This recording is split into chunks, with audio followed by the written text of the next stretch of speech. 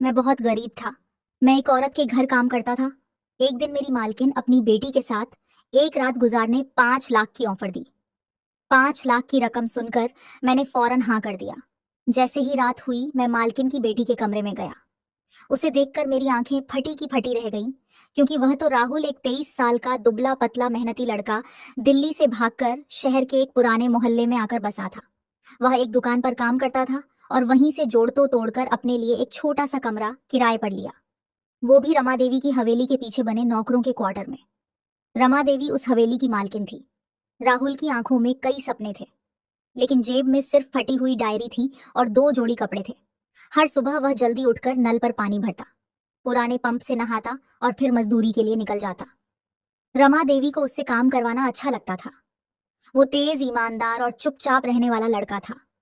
लेकिन हवेली की दीवारों के पीछे सब बहुत कुछ ऐसा था जो राहुल नहीं जानता था। रमा देवी एक तेज तर्रार, कठोर और चालाक औरत थी। उनका व्यक्तित्व रौबदार था, मगर मुस्कान में खून छुपा था। वो अपने पति की मौत के बाद अकेली रह गई थी। उनका एक बेटा था जो दुर्घटना में मर गया था, और एक बेटी, रिया, जो उनकी सौतेली संतान थी। रिया ज्यादा बोलती नहीं थी। सफेद सूती सूट, सिर पर दुपट्टा और हमेशा किताबों में खोई रहती थी। वो घर में कैद सी थी। हवेली के ऊपरी हिस्से में उसका कमरा था, जहां ना तो कोई आता, ना ही उसे बाहर जाने दिया जाता। रमा देवी का व्यवहार रिया से बेहद सख्त था। वो उसे नौकरों की तरह काम करवाती, डांटती और हर वक्त अपमानित करती रहती। एक दिन राहुल ने गलती से रिया को रोते हुए देखा, आंखों से बहते आंसू और होठों पर सिसकियां। उस दिन पहली बार राहुल के मन में रिया को लेकर कुछ जागा, दया, करुणा और शायद कुछ और भी। एक रात जब सब सो रहे थे, वहां राहुल को हवेली के अंदर बुलाया गया। वो डरते डरते अंदर गया। वहां अंधेरा था, सिर्फ एक लालटेन जल रही थी। सामने रमा देवी बैठी थी, हाथ में शराब का गिलास। होठों पर मुस्कान लिए रमा देवी ने कहा, बैठो। राहुल बैठ गया। रमा देवी बोली, तुम गरीब हो, तुम्हारे पास ना घर है ना जमीन। अगर मैं कहूं कि एक ही रात में लाख रुपए मिल सकते हैं तो क्या करोगे? राहुल चौंका, बोला, कैसे मैडम? रमा देवी बोली, तुम रिया के साथ आज रात बिताओ, उसके कमरे में चले जाओ। मैं दरवाजा खुला छोड़ दूंगी, बस सुबह तक वहां रहो। राहुल को लगा कोई सपना देख रहा है, लेकिन आगे की बात ने उसकी रूह कपा दी। वो लड़की मेरी सौतेली बेटी है, सारी प्रॉपर्टी उसी के नाम है। अगर वो बदनाम हो जाए तो मैं उसे पागल खाने भेज दूंगी और सब कुछ मेरा। राहुल के हाथ पैर ठंडे हो गए। उसने धीरे से पूछा, अगर मैं मना कर दूं? तो रमा देवी का चेहरा गुस्से से लाल हो गया। बोली, तो तुम अगले महीने का किराया नहीं भर पाओगे, और हो सकता है दुकान से भी निकाल दिए जाओ। ये सीधा ब्लैकमेल था।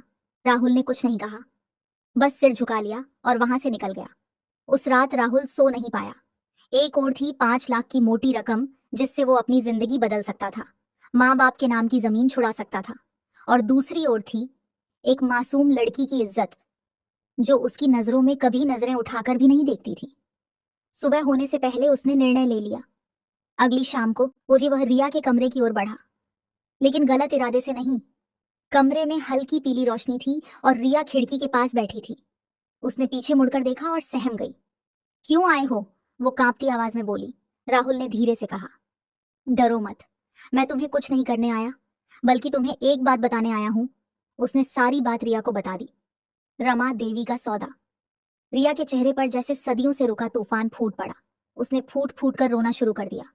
मुझे लगा था मैं पागल नहीं हूं, पर सब मुझे पागल साबित करना चाहते हैं। राहुल ने उसका कंधा पकड़कर कहा, मैं तुम्हारा साथ दूंगा, यह मेरा वादा है।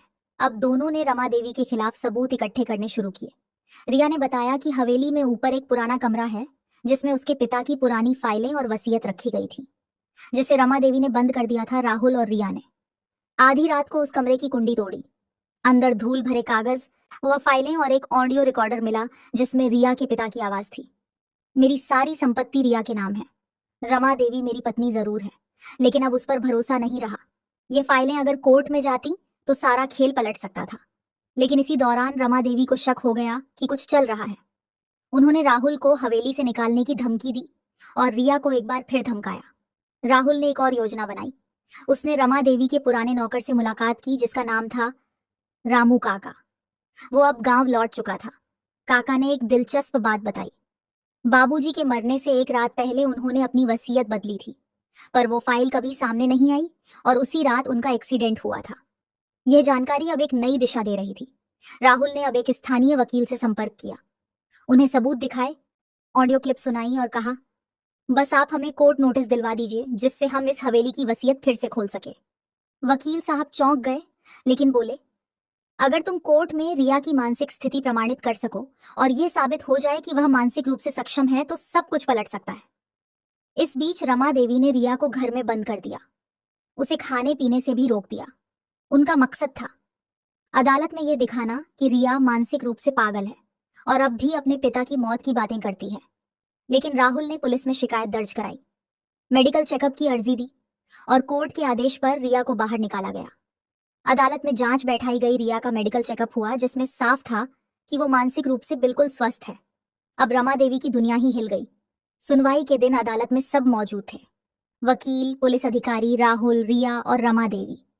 वकील ने वसीयत की ओरिजिनल कॉपी, व ऑडियो रिकॉर्डिंग और पुराने नौकर की गवाही कोर्ट में पेश की। रमा देवी के चेहरे का रंग उड़ चुका था। उन्होंने कहा, सब झूठ है, रिया पागल है। लेकिन तभी मेडिकल रिपोर्ट और कोर्ट के सामने पेश की गई वीडियो क्लिप जिसमें रमा देवी राहुल को सौदे की बात कह रही थी, उस वीडियो ने सब साफ कर दिया। न्यायाधीश ने गुस्से में कहा, यह मामला सिर्फ प्रॉपर्टी हथियाने का नहीं, एक मासूम लड़की की जिंदगी से खिलवाड़ का है। रमा देवी, आप पर साजिश, मानसिक प्रताड़ना और धोखाधड़ी का केस बनता है। कोर्ट ने आदेश दिया, हवेली और सारी संपत्ति रिया के नाम वापस की जाए। रमा देवी को 3 साल की कारावास की सजा दी जाए और राहुल को अदालत ने सच का साथी कहते हुए प्रशंसा प्रमाण पत्र और सुरक्षा दी। कुछ महीनों बाद हवेली के अंदर सब बदल चुका था। पहले जहां डर था, अब वहां हंसी थी। रिया खुले आसमान के नीचे चलती थी, कॉलेज जाती थी, गिटार बजाती थी। राहुल अब उसी हवेली में लाइब्रेरी और कम्युनिटी स्कूल चला रहा था। एक सुबह राहुल ने रिया से कहा, सिया, तुम्हारी आंखों में अब आंसू नहीं है, अब वहां रोशनी है। रिया मुस्कुरा दी और बोली, क्योंकि कोई है जो हर बार मेरा साथ देता है। राहुल ने उसकी ओर हाथ बढ़ाया, अगर कहो तो ये साथ जिंदगी भर का हो जाए। रिया ने बिना कुछ कहे हाथ थाम लिया। एक रात का सौदा अब एक जिंदगी का साथ बन चुका।